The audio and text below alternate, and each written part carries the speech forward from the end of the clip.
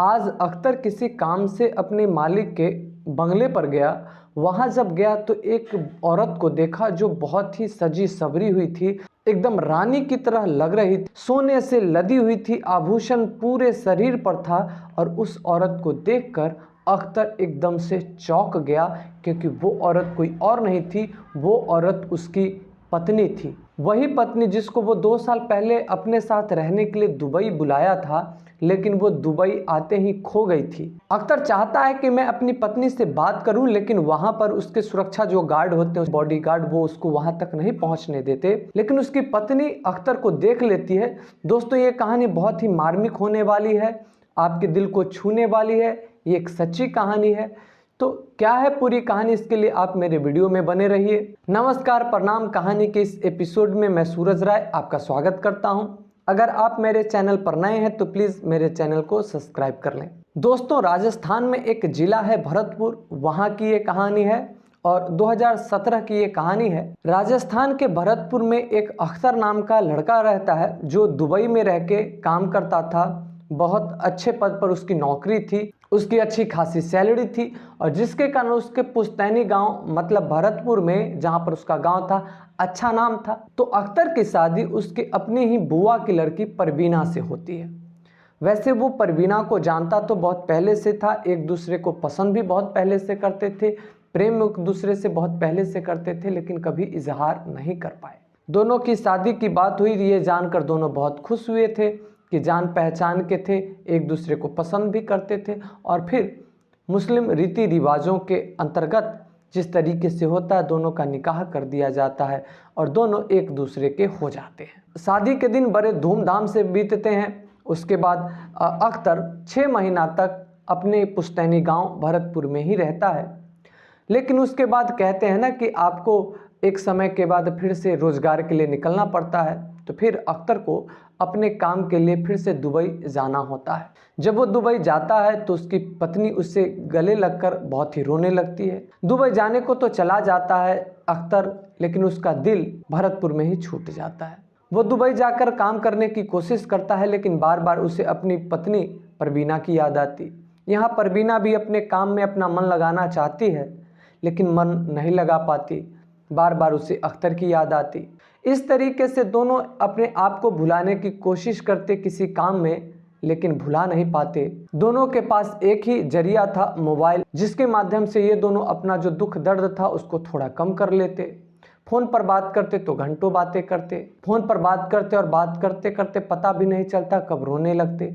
एक दूसरे की जो जुदाई थी बर्दाश्त नहीं कर पा रहे थे। अख्तर जो था अपनी कंपनी में एक अच्छे पद पर था, और इसमें एक विशेष गुण था जिसके कारण ही दुबई की जो तेल कंपनी थी इसको अपने यहाँ हायर करके रखी थी। लेकिन ये चूंकि इसका ध्यान अपनी पत्नी की तरफ ज़्यादा था, जिसके कारण वो अपने काम पर ध्यान नहीं दे पाता था। दोस्तों, दुबई में बहुत सारी छोटी छोटी, जैसे भारत में किसान होते हैं, छोटे छोटे किसान होते हैं, बड़े किसान होते हैं, वैसे ही दुबई में भी छोटी छोटी तेल की कंपनियां होती है, जो अपने तेल इकट्ठा करके कोई बड़े डीलर को देते हैं और फिर वहां से वो तेल अन्य देशों में पहुंचता है। तो इसका जो मालिक था वो भी उसी तरीके का एक मध्यवर्गीय व्यापारी था तेल का। तो इसके बिना उसका जो काम था बहुत ही धीमा चल रहा था, कम चल रहा था। तो ये बात जब उसके मालिक को पता चली कि जो अपना काम है वो धीमा चल रहा है, तो फिर वो मैनेजर से बात करता है कि भाई काम धीमा क्यों चल रहा है।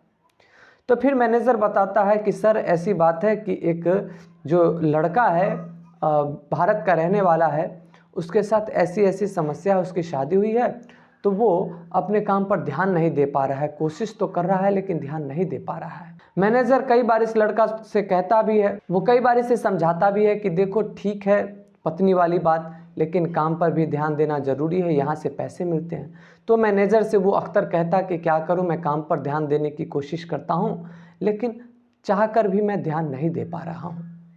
मैनेजर भी इस बात को समझता था, क्योंकि मैनेजर भी भारत से ही था, वो भी अपनी पत्नी से दूर था।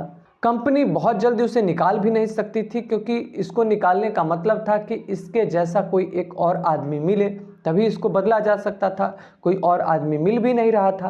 अंत में अख्तर डिसाइड करता है कि इस तरीके से काम नहीं चलेगा, चूंकि परवीना बहुत रो रही थी तो वो परवीना से वादा कर देता है कि मैं काम छोड़कर आ रहा हूँ भारत तुम्हारे पास। ये बात जब मैनेजर को पता चलती है तो मैनेजर अपने मालिक से बताता है कि वो जो अख्तर नाम का आदमी है वो काम छोड़कर भारत जाना चाहता है। अब उसका जो मालिक होता है उसके लिए बहुत बड़ी टेंशन की बात थी, क्योंकि उस तरीके का जब तक कोई टैलेंटेड आदमी उसे नहीं मिल जाता तब तक वो अख्तर को नहीं छोड़ सकता था। तो फिर बहुत सोचने के बाद वो एक उपाय लगाता है और उपाय लगा के मैनेजर से कहता है कि ऐसा है कि उससे कहो कि वो अपनी पत्नी का वीज़ा अप्लाई करे, पासपोर्ट बनवाए और उसको भारत से यहाँ आने तक जितने भी खर्चा होंगे और यहाँ रहने का जो भी खर्चा होगा कंपनी उठाएगी।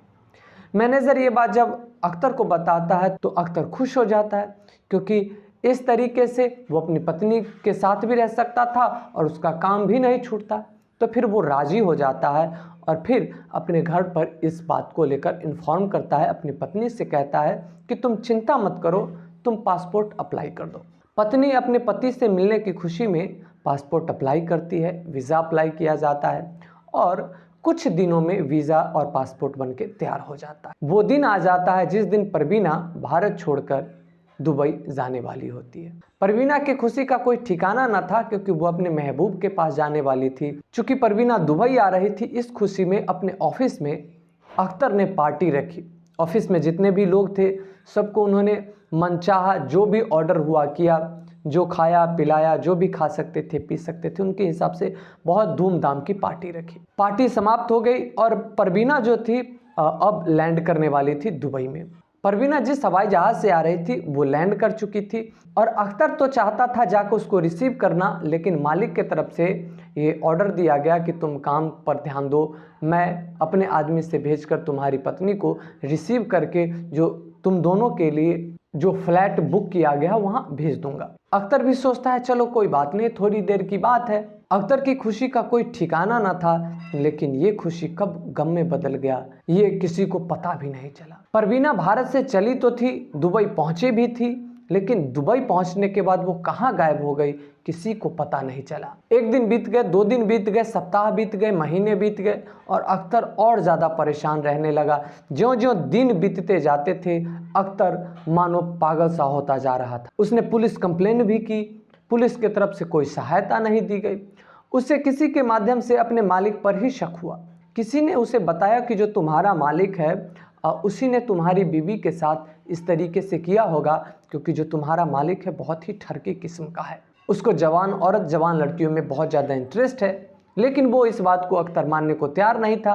फिर वो आदमी उसको सबूत भी दिखाता है, कहता है कि जब तुम्हारे मालिक को पता चला था कि तुम्हारी शादी हो गई है तो फिर उसने मैनेजर के माध्यम से तुम्हारी बीवी का फ़ोटो मंगवाया था और जब वो तुम्हारी बीवी का फ़ोटो देखा था तो वो तुम्हारी बीवी को फ़ोटो देखकर उस पर लट्टू हो गया था। ये सब बात सुनकर वो अपने मालिक के खिलाफ भी कंप्लेंट कराता है, लेकिन चूंकि वो वहाँ का उसका मालिक रईस था इसीलिए पुलिस भी उसके खिलाफ कोई ज़्यादा एक्शन नहीं लेती। अख्तर के पास कोई ज़्यादा सबूत भी नहीं था। वो वहाँ के जो दूतावास था, भारतीय दूतावास, वहाँ भी संपर्क करता है, लेकिन उसे किसी भी प्रकार की कोई सहायता नहीं मिल पाती। ये कुछ और करता है, इससे पहले ही इसे एक सुनसान जगह में भेज दिया जाता है, नज़रबंद करके रेगिस्तान में भेज दिया जाता है और वहाँ पर इससे ऊँट चरवाने का काम किया जाता है। इससे पासपोर्ट वगैरह छीन लिए जाते हैं, वीज़ा वगैरह छीन लिए जाते हैं, जिससे ये चाह कर भी वहाँ से अगर भागकर भारत आना चाहे तो नहीं आ सकता। ये वहाँ से कई बार भागने की कोशिश भी करता है लेकिन भाग नहीं पाता। अख्तर के ऊपर दुखों का पहाड़ टूट पड़ा था और वो पागल की तरह रहने लगा था। इधर वो जिस परवीना से बेइंतहा मोहब्बत करता था उसका कोई ठिकाना पता न था, नाम और निशान पता न था कि वो कहाँ है, क्या हुआ उसके साथ, जिंदा है या मर गई। 2 साल बाद उसे अपने मालिक के तरफ से बुलावा भेजा जाता है उस मालिक के घर पे। वो जब अपने मालिक के घर पे जाता है तो वहाँ पर एक बहुत ही सुंदर औरत को देखता है जो नीचे से ऊपर तक आभूषण से भरी पड़ी थी। सोने हीरे सारे चीज़ उसके शरीर में थे और वो एक महारानी की तरह दिख रही थी। जब दूर से अख्तर ने उसको देखा तो उसे ऐसा लगा कि शायद मैं इस महिला को जानता हूँ, लेकिन जो ही उसके कुछ करीब पहुँचा तो वो देखकर चौंक गया, क्योंकि वो महिला कोई और नहीं थी, उसकी पत्नी परवीना थी। जिस पत्नी के लिए, जिस पत्नी के प्यार में वो पागल हो गया था, दर दर की ठोकर खाता फिर रहा था, उस पत्नी को उसने देखा कि उसका शेख था, जो उसका सेठ था वहाँ का, उसके हाथ को पकड़कर हाथों में हाथ डाले और बड़े ही मज़े से वहाँ पर टहल रही थी। अख्तर तो वहाँ नौकर वाले झुंड में था, वहाँ पर कुछ फंक्शन था वो कर रहा था, लेकिन वो जो उसकी पत्नी थी परवीना, उस शेख के साथ अय्याशी करने में डूबी हुई थी। कभी अपने शेख के लिए वो कॉफ़ी लाती, कभी कुछ, और ये देखकर अख्तर का कलेजा फटता जा रहा था।